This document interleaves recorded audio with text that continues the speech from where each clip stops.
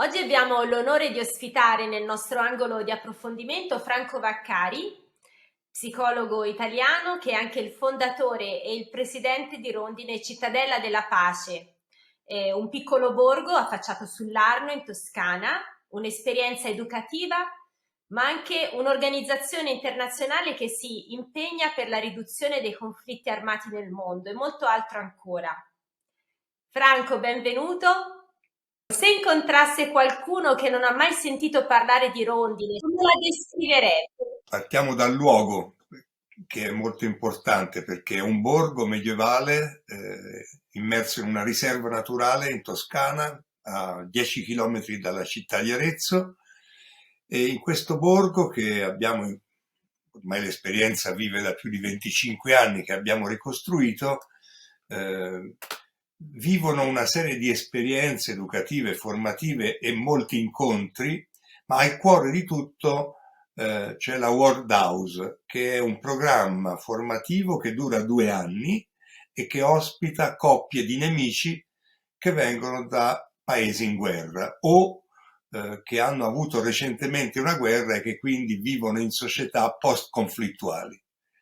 Questi giovani hanno tra i 22 e i 28 anni e scelgono di venire per convivere per 2 anni con un membro del gruppo nemico. Quindi, per essere molto chiari, israeliani e palestinesi, serbi e kosovari, armeni e azerbaigiani, oppure, come la tragedia del mondo ci dice, ucraini e russi, ecco, che sono arrivati proprio da poco tempo. Franco, qual è la scintilla originaria? Come nasce l'esperienza di Rondine?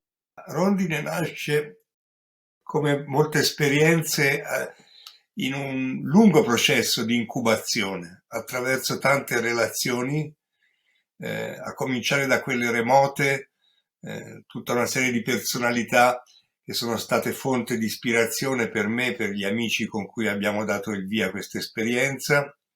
Qui in Toscana mi preme ricordare prima di tutto Giorgio Lapira, Don Lorenzo Milani, Don Zeno Salvini. È stato proprio il seguito di testimonianza di Giorgio Lapira nel cui solco ci siamo messi e abbiamo scoperto tutto il mondo che nasceva dopo il crollo dell'Unione Sovietica. Da allora sono nate tante amicizie, tante relazioni che avevano una comune passione per la pace, per il dialogo tra i popoli, tra le persone, una passione quasi ostinata, che ci ha messo in gioco in una mediazione di pace durante la guerra in Cecenia nel 95, e da lì è nato il germoglio dello studentato internazionale della World House, quando ospitai i primi 3 studenti ceceni e i primi 2 russi, quindi i primi 5 nemici. E da quell'inizio, un po' rocambolesco, ha cominciato a prendere forma l'idea di realizzare in questo borgo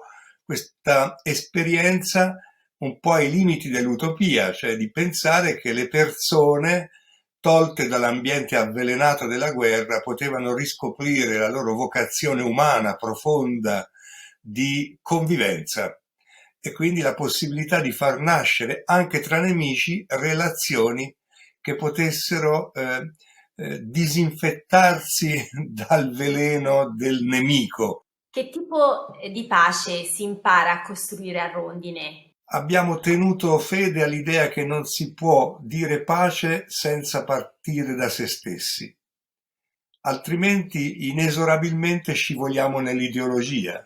Invece la relazione e la persona sono al centro di ogni possibile azione di pace, quindi che cosa si insegna, o meglio, che cosa si costruisce insieme?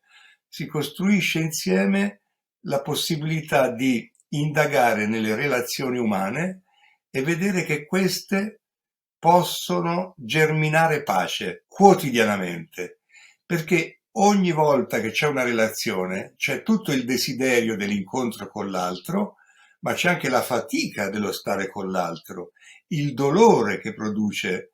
Accanto alla relazione, la seconda parola su cui lavoriamo da 25 anni è conflitto. Non usiamo conflitto come sinonimo di guerra. La guerra è una realtà abominevole contro cui lottare verso cui orientare tutte le nostre energie morali, psicologiche, culturali. Il conflitto invece è il pane quotidiano della vita, sono le differenze che si urtano, come dice l'etimologia della parola. Quindi imparare a non temere le differenze, ma accoglierle, ospitarle e insieme, con un'arte approfondita del dialogo, trasformarle in sviluppo e crescita.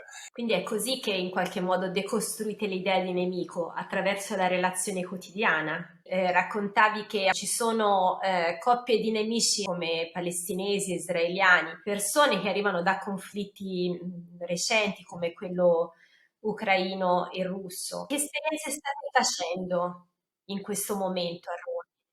Abbiamo fatto una selezione come tutti gli anni, abbiamo inviato il bando e stavamo lavorando prima già della guerra perché ci veniva chiesto già da 3 anni di poter ospitare giovani ucraini insieme ai giovani russi perché chi stava sul territorio vedeva di giorno in giorno la degenerazione di questa conflittualità in forme sempre più violente. Quando poi è scoppiata la guerra abbiamo accelerato il processo di selezione, è stato il dolore di dover lasciare altri 50 giovani che chiedevano di venire e di averne potuti scegliere solo 6.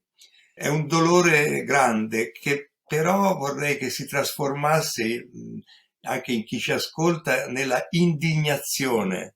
Dentro il mondo dell'Ucraina, dentro il mondo della Russia, ci sono persone di ottima volontà, non solo di buona volontà. Si rifiutano, deviano, cercano di fermare la logica della guerra. Vanno in carcere, muoiono sotto le bombe, resistono, esprimono solidarietà luminose e questi 50 giovani volevano venire per costruire il futuro, intanto fermare in se stessi la logica della reazione aggressiva, invertire questa logica della violenza, della sopraffazione e domandarsi se posso diventare un costruttore di pace. E allora già tenere la relazione col nemico mentre infuria la guerra, questo è un segno meraviglioso che credo dobbiamo condividere e gioirne perché è davvero una contemplazione dell'umano che non si arrende al male ma vuole costruire bene, che in condizioni opportune può sprigionare luminosità, bellezza, bontà, sviluppo a tutti i livelli. E questo mi sembra realistico perché questo avviene, questo è concreto, questo è possibile, avviene a Rondine ma avviene in tanti altri luoghi del mondo. Se andassero nella prima pagina le notizie buone, credo che forse vedremo quanto bene che cresce silenziosamente nel mondo e quanto male invece fa rumore, dilaga e prende, occupa il posto del nostro ordine del giorno. Ma l'ordine del giorno lo dobbiamo fare noi e non dobbiamo permettere che siano altri a farcelo.